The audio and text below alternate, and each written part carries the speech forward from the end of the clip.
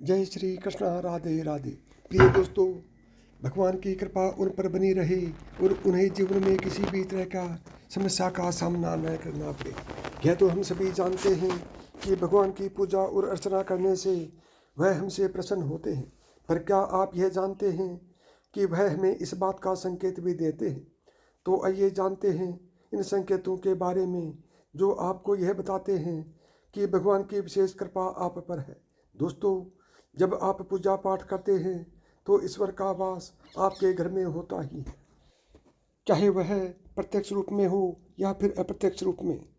वह जब घर में वास करते हैं तो आपको महसूस भी होता है। कई बार आप उन्हें देख भी पाते हैं। कई बार ऐसा होता है कि भगवान तो आपके घर में वास करते हैं, लेकिन आपके कुछ गलतियों से वह लौट जाते हैं। आपके कुछ कर्मों से वह घर से चले जाते हैं, क्योंकि अक्सर लोग यह गलती करते हैं। वह कभी कभी पूजा पाठ करते हैं और फिर छोड़ देते हैं, फिर कुछ दिन बाद फिर से पूजा पाठ करते हैं और फिर उसे छोड़ देते हैं। तो यह सब सही बात नहीं है। इससे ईश्वर आपके घर से चले जाते हैं। बहुत से ऐसे लोग भी होते हैं जिनके घर में ईश्वर तो वास करते हैं, लेकिन उन्हें स्वयं ही इस बात का पता नहीं होता है और वह स्वयं उनका अपमान करके उन्हें वापस भेज देते हैं।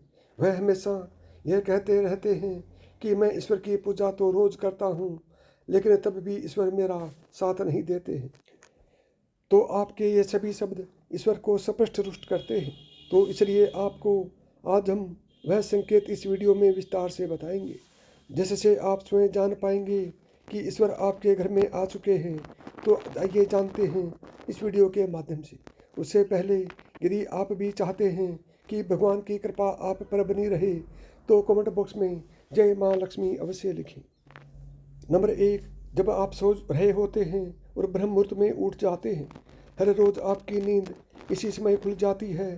साथ ही यदि ब्रह्म मुहूर्त में ही कोई ऐसा सपना दिखाई देता है, जैसे कि मंदिर में आप पूजा कर रहे हैं, मंत्रों का जाप कर रहे हैं, तो ब्रह्म मुहूर्त में देखे गए ऐसे सपने भी इस बात का संकेत होते हैं कि ईश्वर आपके घर में है।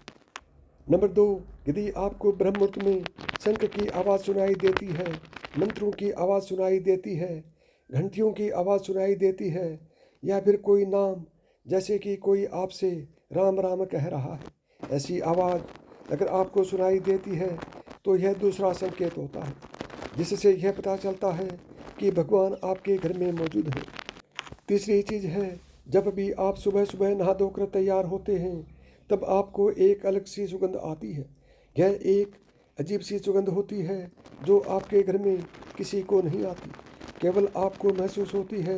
यह ना तो किसी इत्र की सुगंध होती है और ना ही अन्य किसी अगरबत्ती या अन्य किसी चीज़ की, बस आपको अजीब सी महक आती है। यह सुगंध आपके मंदिर घर में से आती है। अब ईश्वर घर में जिस जगह होगा वहीं आपको यह महक आती है, और जितना आप अपने घर के मंदिर के आसपास जाते हैं उतनी आपको महक ज़्यादा आती है। दोस्तों, यह महक देवी देवताओं की होती है, जिससे आपको पता चलता है कि ईश्वर आपके घर में वास कर चुके हैं।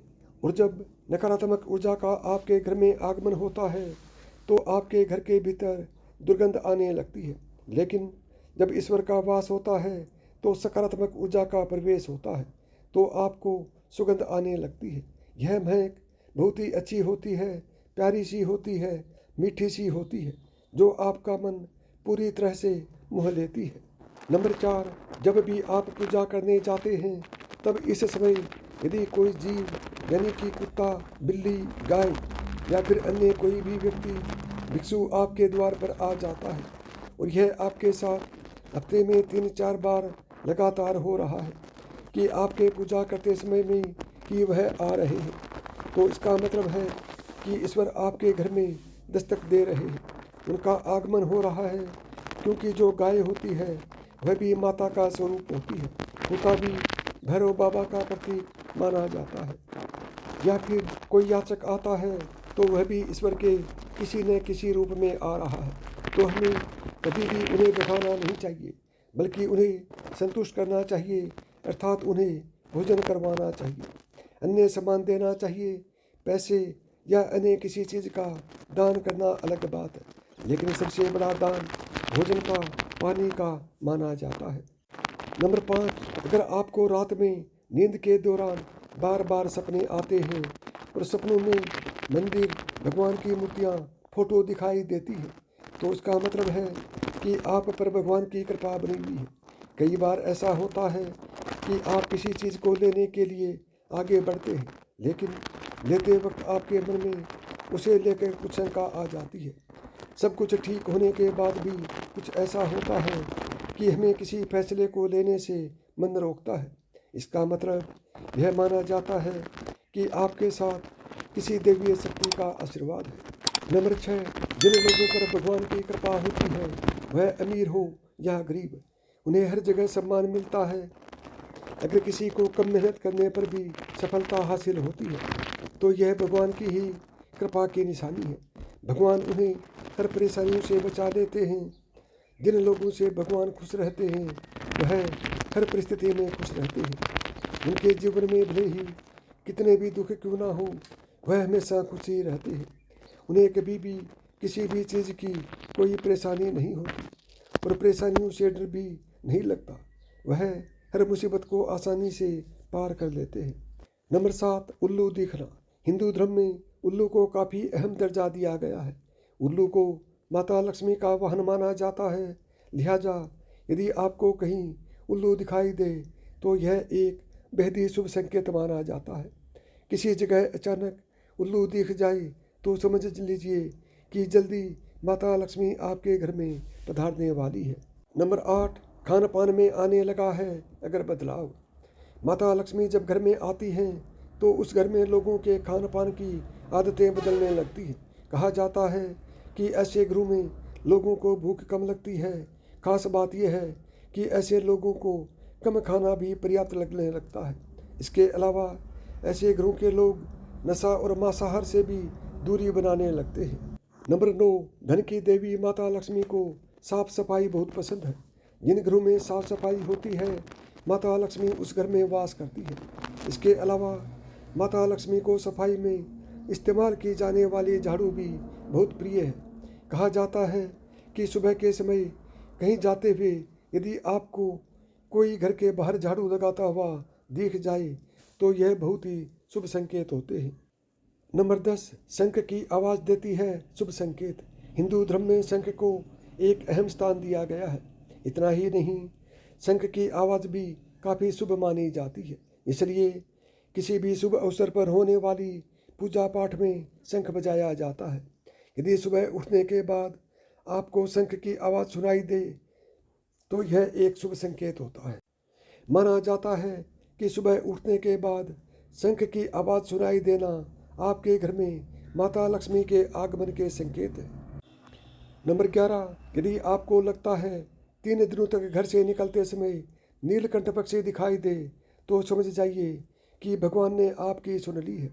आपकी जल्द ही कोई बड़ी मनोकामना पूरी होने वाली है। नीलकंठ पक्षी का दिखाना महादेव की कृपा होने का इशारा होता है। यदि आपके घर के सामने अक्सर सफ़ेद गाय आने लगे या किसी दिन सफ़ेद गाय आपके घर के सामने आकर अपने बछड़े को दूध पिलाए तो यह देवी देवताओं की आप पर कृपा होने का साफ इशारा है। यह बताता है कि आपकी पूजा प्रार्थना सफल हो रही है और आपके जीवन की सारी समस्याएं दूर होने वाली है। भगवान आपके सारे कष्ट और बुरे दिन खत्म करने वाले हैं। नंबर 12, यदि घर के मुख्य द्वार के आसपास चिड़िया घोंसला बना ले तो यह बहुत ही शुभ संकेत होता है। यह इस बात का प्रमाण है कि आपकी पूजा सफल हो गई है। चिड़िया और उनके बच्चों को गलती से भी मारें या सताएं नहीं, बल्कि उनके लिए दाना पानी रखें। यदि पूजा करते समय आप इतने भावपूर्ण हो जाएं कि आपकी आंखों से आंसू निकलने लगे तो यह इस बात का संकेत है कि ईश्वर ने आपके मन की पुकार सुन ली है। नंबर 13, आप सुबह पूजा करने के बाद घर से बाहर जाएं तो कहीं आपको बंदरों का झुंड दिखाई दे तो यह भी संकेत है कि आपकी पूजा सिद्ध होने वाली है और आप पर भगवान मेहरबान है। कोशिश करें कि उन बंदरों को भोजन दें। यदि आपके घर में बिना किसी अगरबत्ती, रूम स्प्रे या आर्टिफिशियल खुशबू के घर में खुशबू और ताजगी महसूस हो रही है, तो यह समझना कि आप पर ईश्वर की कृपा है। साथ ही जल्द जल्द आपके दिन फिरने वाले हैं। नंबर 14, पूजा के दौरान घर में किसी अतिथि का आना भी भगवान की कृपा का संकेत। यदि अतिथि कोई तोहफा भी लेकर आए तो यह साफ इशारा है कि भगवान ने आपकी पूजा स्वीकार कर ली। यदि पूजा के समय जलाए हुए दीपक की लो अचानक तेजी से जलने लगे तो समझ जाइए कि आपकी पूजा सिद्ध होने वाली है और ईश्वर की कृपा से आपके दुख भरे दिन जल्द ही दूर होने वाले हैं। अगर अक्सर आपकी नींद सुबह 3 से 5 बजे के बीच यानी ब्रह्म मुहूर्त में खुले तो यह भी ईश्वर का संकेत है कि भगवान आपकी भक्ति से प्रसन्न हैं और आपके घर में ही है। नंबर 15, जिस व्यक्ति की नींद अचानक से बार बार रात के 3 बजे के बाद खुलती हो तो इसे मामूली बात ना समझे। यह संकेत बहुत ही शुभ माना जाता है। ऐसा माना जाता है कि रात के 3 बजे के बाद देवी देवताओं की शक्तियाँ जागृत हो जाती हैं, जो कि आपसे बहुत कुछ कहना चाहती हैं। ऐसे में आपका बार बार 3 बजे के बाद उठना कामयाब होने का संकेत है। वहीं रात के 3 बजे के बाद देवी देवताओं से मांगा हुआ वरदान कभी खाली नहीं जाता। ईश्वर आपकी प्रार्थना अवश्य सुनते हैं। नंबर 16, अगर आपके सामने सपने में ऊंचे ऊंचे पर्वत दिखाई देते हैं और वहां से बहता हुआ झरना आपको दिखाई देता है और इस जल को आप भी पी लेते हैं तो निश्चित तौर पर आपको कामयाबी अवश्य प्राप्त होती है। अगर आप अपनी शिक्षा का सही प्रयोग करके परिवार चला पा रहे हैं तो यह ईश्वर कृपा से ही संभव है। दुनिया में तमाम ऐसे लोग हैं जो शिक्षित होने के बावजूद शिक्षा का सही प्रयोग नहीं कर पाते हैं। जिन लोगों की सेहत अच्छी रहती है उन पर भी परमेश्वर की विशेष कृपा है। सेहत खराब होने से सिर्फ आपके शरीर पर ही असर नहीं पड़ता बल्कि आपका भी आर्थिक नुकसान भी होता है। इसलिए निरोगी काया प्राप्त किए लोगों को खुद को भाग्यवान मानना चाहिए। यदि आपको जीवन में सुयोग्य जीवन साथी मिला है तो यह भी परमेश्वर की कृपा से ही संभव है। एक अच्छा जीवन साथी आपके पूरे जीवन को खुशहाल बना सकता है, लेकिन अगर जीवन साथी खराब मिल जाए तो पूरी लाइफ झगड़ा और क्लेश के बीच गुजरती है। नंबर 17, अगर किसी व्यक्ति की संतान आज्ञाकारी है तो यह भी परमेश्वर की ही कृपा है, वरना आज के युग में ज़्यादातर लोग अपनी संतान की वजह से ही दुखी हैं। सही गलत के बीच अंतर करने की क्षमता जिन लोगों के पास होती है उन पर उनके इष्ट देव का आशीर्वाद होता है। भगवान के दर्शन सपने में करने वाले लोगों पर भी देवी देवताओं की कृपा होती है, वरना परमेश्वर को देख पाना हर किसी के लिए संभव नहीं होता। जिस व्यक्ति का क्रोध पर वंश है, जिसका मन शांत रहता है, जो हर परिस्थिति में सामान्य रहकर निपटना जानता है, ऐसे लोगों पर ईश्वर का हाथ होता है, तभी यह संभव हो पाता है।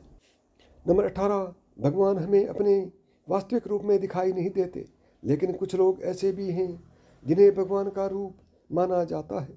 इनमें माता पिता, गुरु या ब्राह्मण हैं। इनमें से कोई भी व्यक्ति पूजा के दौरान आपके घर में प्रवेश करता है तो यह बहुत शुभ माना जाता है। आपको उन्हें घर से खाली हाथ नहीं लौटाना चाहिए। पूजा के दौरान अगर भगवान की मूर्ति या प्रतिमा से कोई फूल या माला आपके पास गिर जाए तो यह बहुत ही शुभ संकेत है। इससे पता चलता है कि भगवान की कृपा आप पर बनी हुई है और आपकी मनोकामना जल्द ही पूरी होने वाली है।